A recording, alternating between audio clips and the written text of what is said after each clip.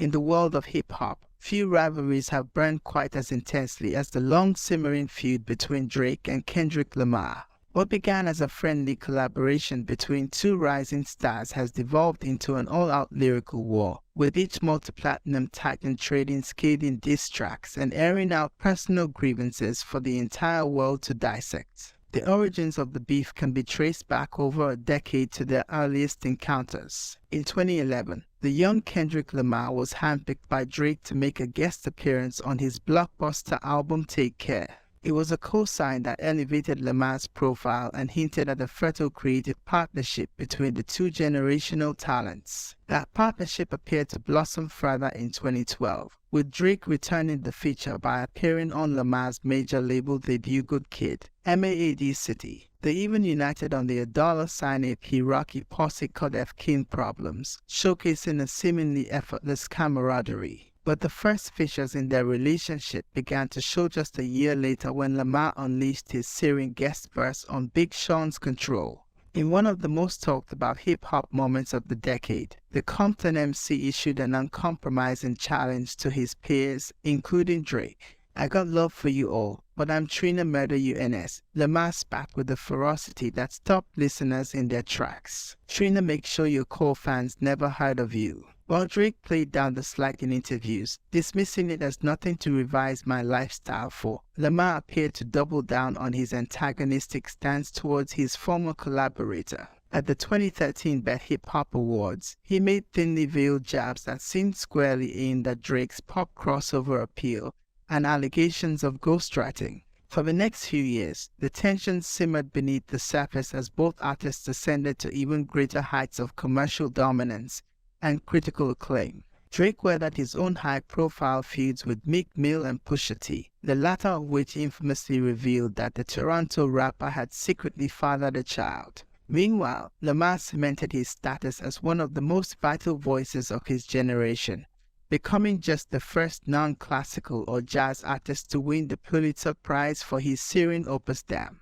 But in 2023, the feud reignited with unexpected ferocity when J. Cole inserted himself into the fray. On his track First Person Shooter, Cole boasted that he, Drake, and Lamar represented the big three of modern hip-hop royalty. It was a declaration that Lamar vehemently rejected on features like that, spitting "Think I won't drop the location. I still got PTSD, one of the big three, and it's just big me." From there, the diss tracks started flying at a dizzying pace from both camps. Drake responded with the blistering push-ups and tailor-made freestyle, taunting Lamar's self-serious persona and accusing him of being outshined by his own collaborators. Not one to be outdone, Lamar fired back with a trio of vicious diss tracks Euphoria, 616 in La, and Meet the Grahams that lobbed a barrage of personal attacks at Drake. He accused the Canadian superstar of everything from domestic violence and pedophilia to fathering a secret child and being a deadbeat dad to his acknowledged son.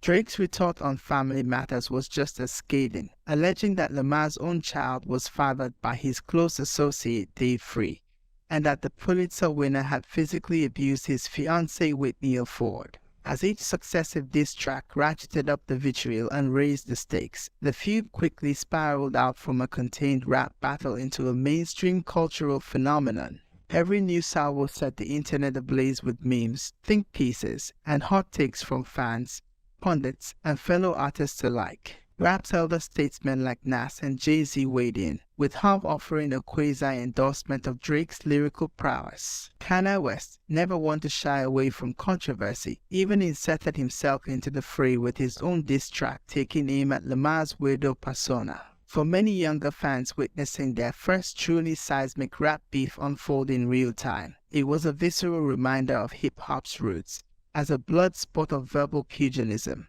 An opportunity to see two authentic voices from different coasts trade artful haymakers with the world watching.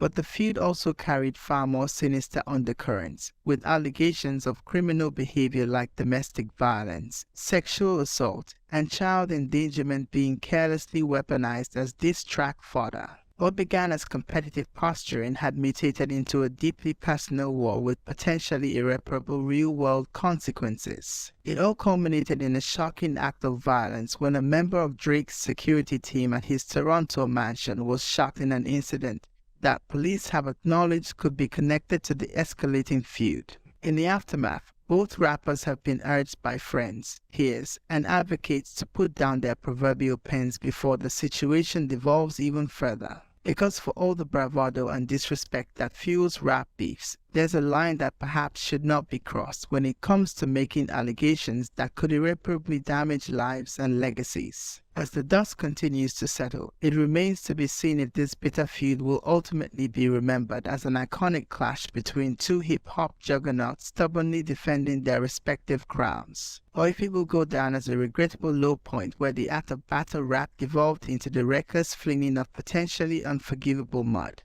For Drake and Kendrick, two artists who have built their brands on projecting an aura of infallible authenticity, the consequences of this feud could be far-reaching and long-lasting. Because even if the diss tracks stop, the accusations made can never be fully unwrung. In many ways, the feud has come to represent the culmination of hip-hop's obsession with ranking the greatest of all time across regions and eras. The notion that the culture's biggest stars must continually defend their status through any means necessary, even if it means tearing down their own contemporaries. It's a mindset that has reduced two of this generation's most vital voices to flinging the type of harsh insults and personal attacks that could potentially alienate huge swaths of their own fan bases, all in service of proving their respective dominance in a subjective debate that can never be definitively won. As the feud rages on with no clear end in sight, perhaps the only certainty is that when the smoke finally clears, the legacy of both Drake and Kendrick Lamar will be inextricably intertwined with this bitter saga. Their artistic brilliance, commercial impact, and cultural significance will forever be juxtaposed against one of the most toxic, vitriolic rap beefs in recent memory. Only time will tell if their respective bodies of work, the very art that elevated them to such rarefied heights, will be enough to overshadow the personal low blows and reckless disregard for human decency that has defined this feud's ugliest moments. Because in the end, true greatness in hip-hop has always been measured by more than just diss track supremacy.